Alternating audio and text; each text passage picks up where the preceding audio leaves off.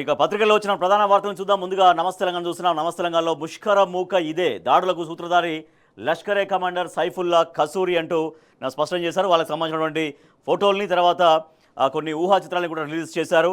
ఎంత అమానవీయంగా మొన్న జరిగిందో చూసాం. ఎంత రక్తపు టేర్లు పారించారు అక్కడ, ఎంతటి నరమేధం సృష్టించారు ఉగ్రవాదులు. అక్కడ చాలా ప్రశాంతంగా కాశ్మీర్ అందాలని ఆస్వాదించడానికి వెళ్ళినటువంటి పర్యాటకుల్ని అత్యంత విచక్షణ రహితంగా పేరు అడిగి వాళ్ళ ఏ ఏ మతానికి చెందిన వాళ్ళు అడిగి ఆధార్ కార్డులు చూపించుకొని మరీ వాళ్ళని ఇష్టారీతిన కాల్ చేసినటువంటి హృదయ విదారకమైనటువంటి సన్నివేశం మొత్తం యావత్ దేశాన్ని దిగ్భ్రాంతికి గురి చేసింది. పచ్చడి అందాలని, ప్రకృతికి నిలవైనటువంటి జమ్మూ కాశ్మీర్ అందాలని ఆస్వాదించడానికి వెళ్ళినటువంటి పర్యాటకులు ఉగ్రవాదుల దాడిలో ప్రాణాలు కోల్పోయారు. 26 మంది ప్రాణాలు కోల్పోయారు. దాదాపుగా చాలామంది తీవ్రంగా గాయపడ్డారు. సో అటువంటి దాడికి పాల్పడ్డది వీళ్లే అంటూ ఫోటోలు, తర్వాత ఇంకా కొంతమంది ఉగ్రవాదులకు సంబంధించినటువంటి ఊహా చిత్రాలు కూడా రిలీజ్ చేశారు. వారం ముందు పాల్గాంలో రెక్కి నిర్వహించారు. యూరి సెక్టార్లో చొరబాటుకు 2 ఉగ్రవాదులు యత్నం, మట్టుబెట్టిన భద్రతా బలగాలు. కాసబడికే కుల్గాంలో ఎన్కౌంటర్ జరిగింది.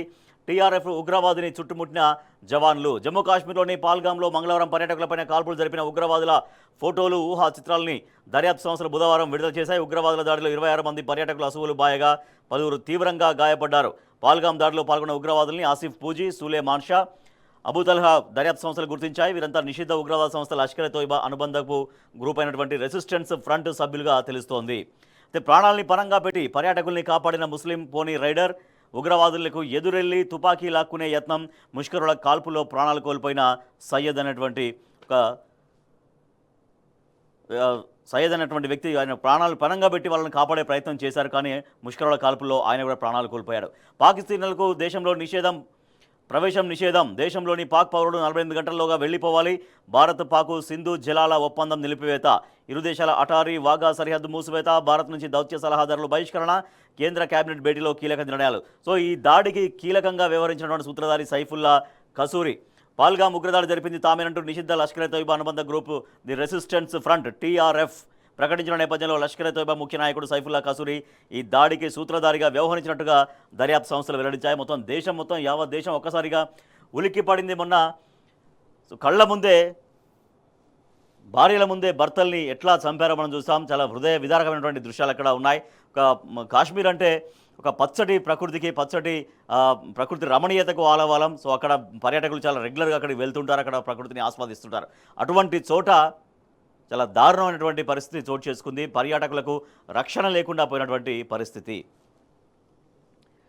కాశ్మీర్ని విడుతున్న పర్యాటకులు 6 గంటల్లో 3000 మందికి పైగా తిరుగుముఖం. పాల్గాంలో ఉగ్రవాద దాడితో భయోత్పాతం. పాల్గాంలో మంగళవారం జరిగినటువంటి ఉగ్రదాడి నేపథ్యంలో పర్యాటకులు కాశ్మీర్ నుంచి వెళ్లిపోతున్నారు. వీరిని సురక్షితంగా స్వస్థలాలకు చేర్చేందుకు అధికారులు ఏర్పాట్లు చేశారు. కాశ్మీర్కు 90% టూర్ బుకింగ్స్ రద్దయిపోయినటువంటి పరిస్థితి.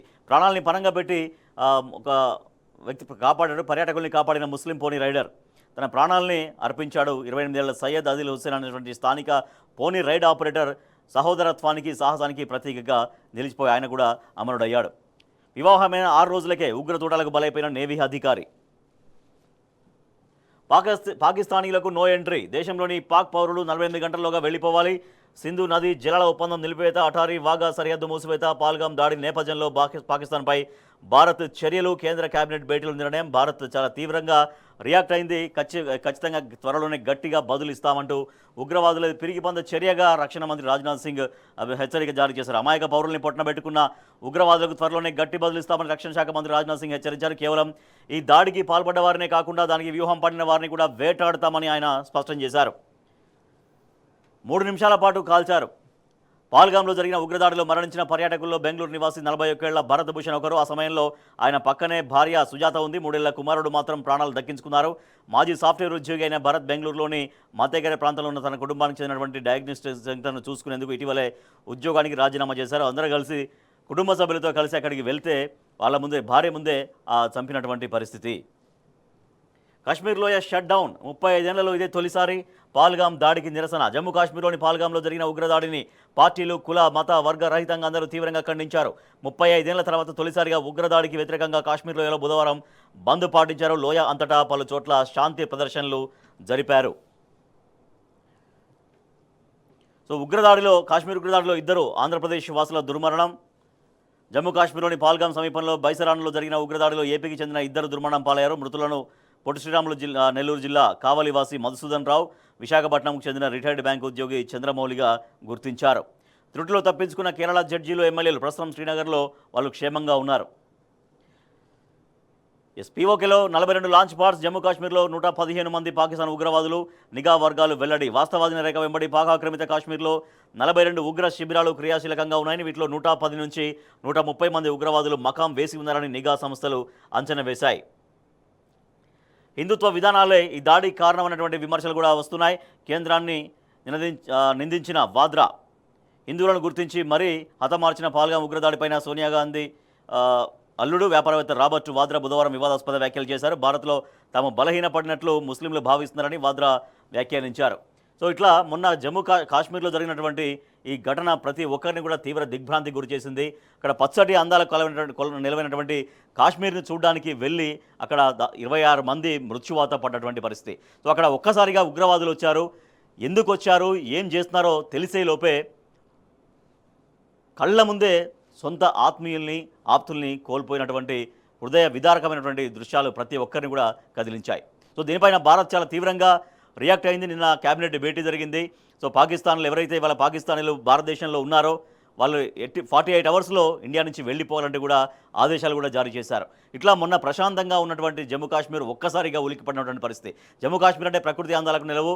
అనేక చోట్ల అంటే దేశంలోని అనేక రాష్ట్రాల నుంచి కావచ్చు, లేకపోతే విదేశాల నుంచి కావచ్చు, అక్కడ కాశ్మీర్ అందాలని చూడడానికి పర్యాటకులు వస్తూ ఉంటారు. సో అటువంటి పర్యాటకుల పైన మొన్న జరిగినటువంటి దాడి ఒక బీభత్సాన్ని సృష్టించింది. కళ్ళ ముందే ఎక్కడి వాళ్ళు, మీ మతం ఏంటి, మీ పేరేంటి, ఆధార్ కార్డు చూపించి మరీ అక్కడ వాళ్ళకి సంబంధించినటువంటి ఏమన్నా మతం అంటే దాని వాక్యాలు కూడా చెప్పకపోతే ఇమ్మీడియట్గా పాయింట్ బ్లాంక్లో పెట్టి కాల్చి చంపినటువంటి ఒక దిగ్భ్రాంతికరమైనటువంటి దృశ్యాలు ప్రతి ఒక్కరిని కదిలించాయి. 3 రోజుల సమయం మాత్రమే మిగిలింది బీఆర్ఎస్ పార్టీ రజతోత్సవ సభకి. నిన్న ఎల్కదుర్తిలో సభా ప్రాంగణం జరగబోయేటువంటి సభా ప్రాంగణాన్ని అక్కడ ఏర్పాట్లు జరిగినటువంటి తీరును పరిశీలించారు బీఆర్ఎస్ వర్కింగ్ ప్రెసిడెంట్ కేటీఆర్, ఇంకా మాజీ మంత్రులు, సీనియర్ నాయకులందరూ కూడా ఉన్నారు. కేసీఆర్ మాటే గుండె ధైర్యం, గులాబీ జెండాని తెలంగాణకు భరోసా అంటూ కేటీఆర్ స్పష్టం చేశారు. ఆయన ప్రసంగం వినేందుకు ప్రజలు ఆరాటపడుతున్నారు. మహాసభకు స్వచ్ఛందంగా వస్తామంటున్నారు. జనతా గ్యారేజ్ తరహాలో తెలంగాణ భవన్ మారిపోయింది. చరిత్రలో నిలిచేలా రజతోత్సవ సభ నిర్వహిస్తాం. 60 లక్షల గులాబీ దండుకు ఇదే నా ప్రార్థన. అందరం బయలుదేరి మహాసభకు తరలాలే. కాంగ్రెస్ సర్కారు కరెంటు మీద నమ్మకం లేకనే మహాసభకు 200 జనరేటర్లు ఏర్పాటు చేస్తున్నాం. బీఆర్ఎస్ వర్కింగ్ ప్రెసిడెంట్ కేటీఆర్ ఎల్కదుర్తిలో మహాసభ ఏర్పాట్లను నిన్న ఆయన పరిశీలించారు. సో భారీ ఎత్తున జరగబోతున్నటువంటి బహిరంగ సభను ప్రతి ఒక్కరు కూడా విజయవంతం చేయాలంటూ బీఆర్ఎస్ వర్కింగ్ ప్రెసిడెంట్ కేటీఆర్ అటు కార్యకర్తలకి, ప్రజలకు కూడా పిలుపునిస్తారు. కాంగ్రెస్ ఇవాళ ఎట్లా వైఫల్యం చెందింది పరిపాలనలో, 17 నెలల పరిపాలనలో అన్ని రకాలుగా ఎట్లా వైఫల్యం చెందింది అంటూ ఆయన మరోసారి ఎండగట్టున్నారు. సో దాంట్లో భాగంగా నిన్న ఎల్కదుర్తిలో ఆయన బహిరంగ సభ వేదికను పరిశీలించారు. కేసీఆర్ మాటే గుండె ధైర్యం, ప్రతి ఒక్కరు కూడా కేసీఆర్ ఉపన్యాసాన్ని వినడం కోసం ఆసక్తిగా ఎదురుచూస్తున్నారు. అందరూ కూడా తరలి రావాలి అంటూ కేటీఆర్ పిలుపునిచ్చారు. మరోపక్క పాల్గామ్ ఉగ్రదాడి మృతులకు మౌనం పాటించి శ్రద్ధాంజలి ఘటించారు నిన్న కేటీఆర్.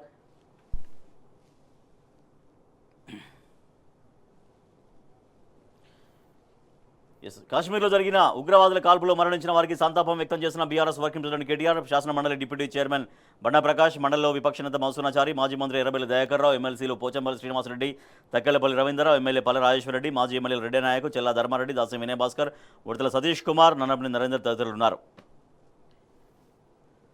కేసీఆర్ మాట వినాలని, ఆయన మాట వింటే గుండె నిండా ధైర్యం వస్తుందని ప్రజలు చెప్తున్నారు. కేసీఆర్ మాటలు వింటే కాంగ్రెస్ అరాచక పాలన అంతమవుతుందనే భరోసా కలుగుతుందంటున్నారు. బీఆర్ఎస్ రజతోత్సవ సభకు మేమొస్తామని స్వచ్ఛందంగా కదులుతున్నారు. తెలంగాణ ప్రజల గుండె ధైర్యం, గులాబీ జెండా. రాష్ట్రంలో ఏ వర్గం వారికి కష్టం వచ్చినా కూడా అందరూ తెలంగాణ భవన్ వైపే చూస్తున్నారు. సో ఇది బీఆర్ఎస్ పార్టీ రజతోత్సవ వేడుక అత్యంత వైభవంగా నిర్వహించేందుకు ఏర్పాట్లు దాదాపుగా జరిగిపోయినాయి. ఇక బీఆర్ఎస్ పార్టీ అధినేత కేసీఆర్ గారి ప్రసంగం కోసం యావత్ తెలంగాణ ప్రజలు చాలా ఆసక్తిగా ఎదురుచూస్తున్నారు. ఇప్పటికే రజతోత్సవ సభను విజయవంతం చేయడం కోసం అనేక చోట్ల నుంచి ఆల్రెడీ బయలుదేరారు. మన సూర్యాపేట నుంచి ఎడ్ల బండ్లు ర్యాలీగా బయలుదేరినటువంటి పరిస్థితి. ఇట్లా ప్రతి ఒక్కరూ కూడా బహిరంగ సభకు కదిలే విధంగా ముందుకు వస్తున్నారు. సో బీఆర్ఎస్ ఉద్యమ పార్టీ దగ్గర టీఆర్ఎస్ అనే ఉద్యమ పార్టీగా ఏర్పడి 14 ఏళ్ళు ఉద్యమం చేసినటువంటి విధానం, తర్వాత 10 సంవత్సరాలు ప్రజలకు పరిపాలన అందించినటువంటి విధానం కూడా అక్కడ వివరించబోతున్నారు ఆ రోజు బీఆర్ఎస్ అధినేత కేసీఆర్. తర్వాత 17 నెలల కాంగ్రెస్ ప్రభుత్వ వైఫల్యం ఎట్లా జరిగింది, ప్రజలకు ఎటువంటి హామీలు ఇచ్చారు, ప్రజల నమ్మకాన్ని ఎట్లా వమ్ము చేశారు, ప్రజలు ఎటువంటి ఆశలతో ఇవాళ కాంగ్రెస్ ప్రభుత్వాన్ని ఎన్నుకుంటే ఆ ఆశల పైన ఎట్లా నీళ్లు చల్లారు అనేది బహిరంగ సభ వేదికగా లక్షలాది మంది సాక్షిగా ఆ రోజు బీఆర్ఎస్ పార్టీ అధినేత కేసీఆర్ ప్రసంగం ఉండబోతోంది.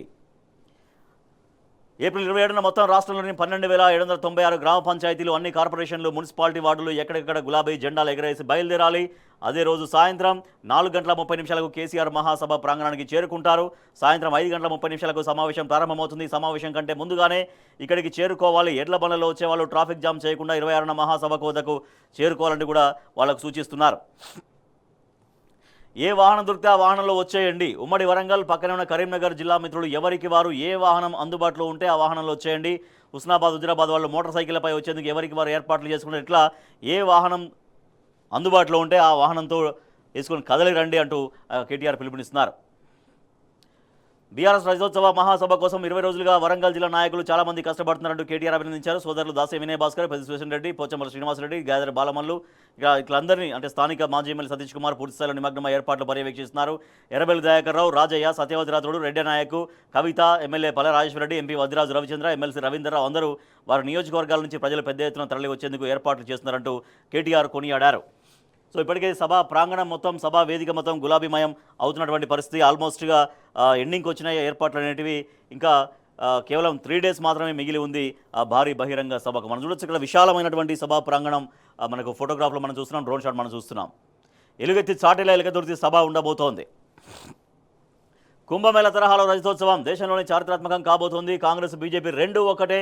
8+8 ఉన్నా తెచ్చింది 0. ఎమ్మెల్సీ కల్వకుంట్ల కవిత కాంగ్రెస్ని బీజేపీని ఉద్దేశించి తీవ్రంగా ఆగ్రహం వ్యక్తం చేశారు. రెండు జాతీయ పార్టీలు దొందే కాంగ్రెస్ బీజేపీ కలిసే ప్రయాణం చేస్తున్నాయి, తెలంగాణ ప్రజల్ని మోసం చేస్తున్నాయంటూ ఎమ్మెల్సీ కవిత స్పష్టం చేశారు. సో ఈ మేరకు పెద్దపల్లి జిల్లా కేంద్రంలో మాట్లాడారు. కాంగ్రెస్కు ప్రజలే తగిన బుద్ధి చెబుతారు.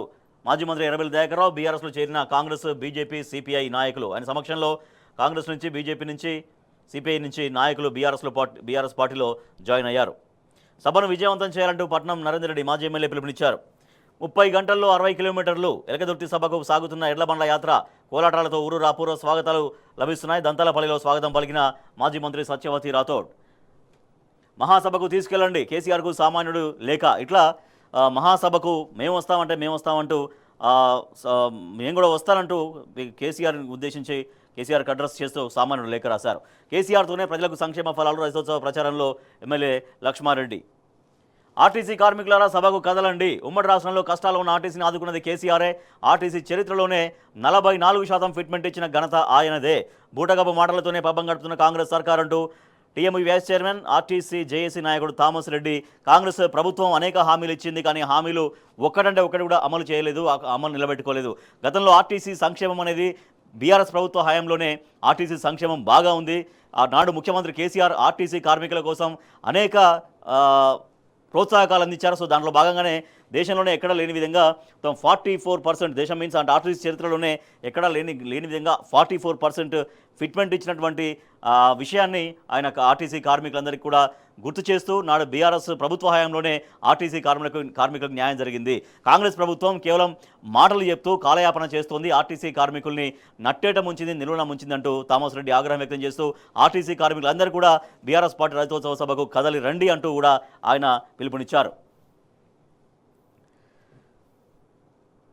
రైట్. సో ఇట్లా ఎలకదుర్తి భారీ బహిరంగ సభ కోసం యావత్ తెలంగాణ చాలా ఆసక్తిగా చూస్తుంది. అన్ని రాజకీయ పరిశీలకులు కావచ్చు, రాజకీయ పార్టీలు కావచ్చు అని కూడా చాలా ఆసక్తిగా చూస్తున్నాయి. బీఆర్ఎస్ రజతోత్సవం అంటే 24 ఇయర్స్ కంప్లీట్ అయిపోయి 25th ఇయర్లోకి ఎంటర్ అవుతుంది. ఉద్యమ పార్టీగా 2001లో ఆవిర్భవించి ఒక లక్ష్యాన్ని చేరుకొని ప్రజలందరి చేత ప్రజలలో ఒక భావజాలాన్ని నింపి అందరినీ ఏకతాటిపైకి నిలిపి ఎట్లా గమ్యాన్ని చేరుకుంది. పార్టీ పెట్టినటువంటి ఉద్దేశం, ఆ ఉద్దేశాన్ని, ఆ లక్ష్యాన్ని గమ్యనట్టు చేరుకుంది. తర్వాత ఉద్యమ నాయకుడే ముఖ్యమంత్రి అయి 10 సంవత్సరాల కాలం, దాదాపు 9.5 ఇయర్స్ తెలంగాణలో ఎట్లా పరిపాలించగలిగారు. ఇవాళ గత బీఆర్ఎస్ ప్రభుత్వ హయాంలో పథకాలు ఎట్లా అందాయి, అభివృద్ధి కార్యక్రమాలు ఎట్లా సాగాయి, ఇవాళ 17 నెలల కాంగ్రెస్ ప్రభుత్వ పరిపాలనలో అవన్నీ కూడా ఎట్లా కుదేలైపోయినవి అనేది తెలంగాణ ప్రజలు బేరీజు వేసుకుంటున్నటువంటి సందర్భం. ఈ సందర్భంలోనే బీఆర్ఎస్ పార్టీ రజతోత్సవ సభ అత్యంత గ్రాండ్గా వైభవంగా జరపడం కోసం అన్ని ఏర్పాట్లు కూడా పూర్తయిపోయినాయి. ఇంకా 3 రోజుల్లో భారీ బహిరంగ సభ రజతోత్సవ సభ జరగబోతోంది హన్మకొండ జిల్లా ఎల్కతుర్తిలో. మరొక వార్త చూస్తే ఫార్మాను చెరబట్టి ఫ్యూచర్ను చూపెట్టి న్యాయస్థానానికి ఇచ్చినటువంటి హామీకి చెల్లు చీటీ ఇచ్చేసింది గవర్నమెంట్. ఎన్నికలకు ముందు ఒక మాట, కుర్చీ ఎక్కగానే ఇంకో బాట. ఫార్మాసిటీ భూములను దానికే వినియోగిస్తామన్న సర్కారు హైకోర్టుకి ఇచ్చినటువంటి అఫిడవిట్లో రాష్ట్ర ప్రభుత్వం హామీ ఇచ్చింది.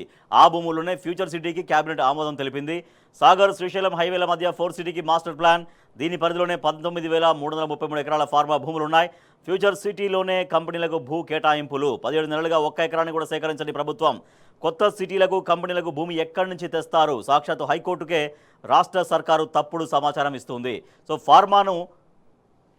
మొత్తం ఫార్మా సిటీ కోసం గత బీఆర్ఎస్ ప్రభుత్వం చేపట్టినటువంటి దాన్ని ఫార్మా విషయంలో ఇంకా ప్రభుత్వం రకరకాల మాటలు చెప్తూనే ఉంది. అధికారంలోకి రాకముందు ఒక మాట, అధికారంలోకి వచ్చిన తర్వాత ఒక మాట, ప్రజలకు ఒక మాట చెప్తుంది, న్యాయస్థానాలకు ఒక మాట చెప్తున్నటువంటి పరిస్థితి. ఫ్యూచర్ సిటీ పేరుతో కాంగ్రెస్ మోసం చేస్తుంది. ఫార్మా భూముల్ని వాడడం చట్ట విరుద్ధం. సో గత బీఆర్ఎస్ ప్రభుత్వం అక్కడ ఫార్మా సిటీని డెవలప్ చేయడం కోసం చాలా వేలాది ఎకరాలని అక్కడ సేకరించి పెట్టింది. కానీ ఇవాళ అక్కడ ఫార్మా సిటీ అనేది అక్కడ లేదు అని చెప్తుంది. హైకోర్టుకు ఏమో ఉంది అని చెప్తుంది. ఆ ఫార్మా సిటీ మొత్తం రియల్ ఎస్టేట్ మాఫియాగా అక్కడ కూడా కొన్ని వేల కోట్ల భూ స్కామ్ జరిగేందుకు ఇవాళ రాష్ట్ర ప్రభుత్వంలోని కొంతమంది పెద్దలు ప్రయత్నం చేస్తున్నారనేటువంటి చాలా విషయం అనేది చాలా స్పష్టంగా ఉంది అని బహిరంగంగా విమర్శలు వస్తున్నాయి. ఫార్మా భూముల్ని వాడడం చట్టవిరుద్ధం. ఆ భూములతో ప్రభుత్వం రియల్ దందా చేస్తోంది. రైతు భూముల్ని గుంజుకోవడం అభివృద్ధి. ఎన్నికల్లో చెప్పింది ఒకటి, నేడు చేస్తున్నది ఒకటి.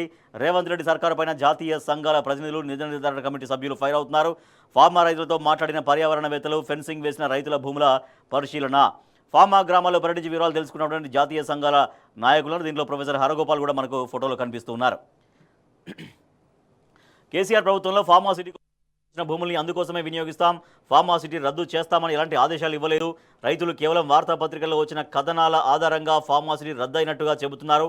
ఫార్మా సిటీని రద్దు చేసేందుకు ఒక విధానపరమైన నిర్ణయం తీసుకున్నారనేది భూమిని సేకరించిన ఉద్దేశం అక్కడ నెరవేరడం లేదని వదంతులు మాత్రమే. మేడిపల్లిలో ఫార్మా సిటీని ఏర్పాటు చేస్తున్నాం.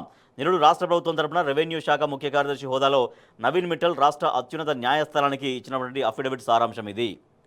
చరిత్రలో హైదరాబాద్ మహానగరం 3 నగరాలుగా ఏర్పడితే బేగరి కంచె కేంద్రంగా మేము 4వ నగరాన్ని సృష్టిస్తున్నాం. అదే 4th సిటీ. దాన్ని ఫ్యూచర్ సిటీ అని కూడా అంటారు. AI city, sports city, IIHD, zoo park, జర్నలిస్టులకు ఇళ్ల స్థలాలు, రేసు క్లబ్ ఏర్పాటు చేయనున్నాం. జపాన్కు చెందిన మారుబేని కంపెనీ, సింగపూర్కు చెందిన ST Telemedia global data centres India పెట్టుబడులు పెట్టేందుకు ముందుకొచ్చాయి. వాటికి ఫ్యూచర్ సిటీలో భూములు కేటాయిస్తాం. బేగరి కంచె వేదికగా సీఎం రేవంత్తో పాటు పలు సందర్భాల్లో ఇతర మంత్రులు కూడా చేసిన ప్రకటనలు ఇవి. ఎక్కడైతే ఫార్మా ఏర్పాటు చేస్తున్నామని చెప్తున్నారో అదే ఫార్మా ప్లేస్లో మేము ఫ్యూచర్ సిటీ ఏర్పాటు చేస్తున్నాం, 4th సిటీ ఏర్పాటు చేస్తున్నామని చెప్తున్నారు. ఇట్లా ప్రభుత్వం పరస్పరంగా విరుద్ధమైన ప్రకటనలు చేస్తూ రైతుల నుంచి వేలాది ఎకరాలు సేకరించినటువంటి భూమిని దాన్ని రియల్ దందాగా మార్చేటువంటి ప్రయత్నం జరుగుతుంది. సో అక్కడ రియల్ ఎస్టేట్ వ్యాపారం చేసే ప్రయత్నం జరుగుతుంది. పేదల నుంచి భూములు ఏవైతే గత బీఆర్ఎస్ ప్రభుత్వం తీసుకుందో కానీ దాన్ని ప్రాపర్గా ఎందుకోసం అయితే, ఏ లక్ష్యం కోసం, ఏ ఉద్దేశం కోసం తీసుకున్నారో అట్లా కాకుండా అక్కడ ఇవాళ రియల్ ఎస్టేట్ దందాకు తెరదీసింది ప్రభుత్వం అంటూ సర్వత్రా విమర్శలు వ్యక్తమవుతూ ఉన్నాయి. ఇక రైతులు ధాన్యం కొనుగోలు కేంద్రాల దగ్గర ధర్నాలు చేస్తున్నటువంటి పరిస్థితి. ధాన్యం కొనుగోలు కేంద్రాలు ప్రాపర్గా పనిచేయకపోవడంతో ధాన్యం కొనుగోలు కేంద్రాల దగ్గర రైతులు తీవ్రంగా ఇబ్బందులు పడుతున్నారు. మా ధాన్యాన్ని, మా వడ్లని కొనండి అంటూ ఇవాళ రైతులు రోడ్డెక్కి ఆందోళన చేస్తున్నటువంటి పరిస్థితి. సో అక్కడ చాలా రోజులుగా వెయిట్ చేస్తూ వడదెబ్బకి అదే వరి కుప్పల పైన తనువు చాలిస్తున్నటువంటి ఒక దయనీయ దృశ్యాలు కూడా తెలంగాణ రైతుల్లో మనం చూస్తున్నటువంటి పరిస్థితి. ధాన్యం కొనుగోలులో వేగం చేయాలని, కాంటా వేసిన వడ్లకు వెంటనే మిల్లులను తరలించాలని డిమాండ్ చేస్తూ నిజామాబాద్ జిల్లా పొదంగల్ మండల కేంద్రంలో రైతులు ఇట్లా ఆందోళనకు దిగినటువంటి పరిస్థితి. ఇక పరిహారానికి పైసలు లేవంటూనే ప్రచారానికి 28 కోట్ల దుబారా. రైతులకు పరిహారం ఇచ్చేందుకు సర్కారు ససేమిరా. అకాల వర్షాలతో 30,000 ఎకరాల్లో పంట నష్టం. ఎకరానికి 10,000 ఇస్తామన్న ప్రభుత్వం. నెల గడిచినా కూడా పైసా ఇవ్వని రేవంత్ రెడ్డి సర్కార్. చేయని రుణమాఫీ, ఇవ్వని రైతు భరోసా. ఊరూర ప్రచారానికి దిగిన ప్రభుత్వం. ఫ్లెక్సీల ఏర్పాటుకు 28 కోట్ల విడుదల. కాంగ్రెస్ ప్రభుత్వ తీరుపై రైతులు ఆగ్రహం వ్యక్తం చేస్తున్నారు. సో రైతులు ఇంత తీవ్రంగా ఇబ్బందులు పడుతున్నారు. అటు అనేక ఉన్నాయి. ఇప్పుడు రైతు భరోసా అనేది పూర్తిగా కాలేదు, రుణమాఫీ అనేది పూర్తిగా కాలేదు. రైతు భరోసా కేవలం ఒక 3-4 ఎకరాల వరకు మాత్రమే ఇచ్చినటువంటి పరిస్థితి.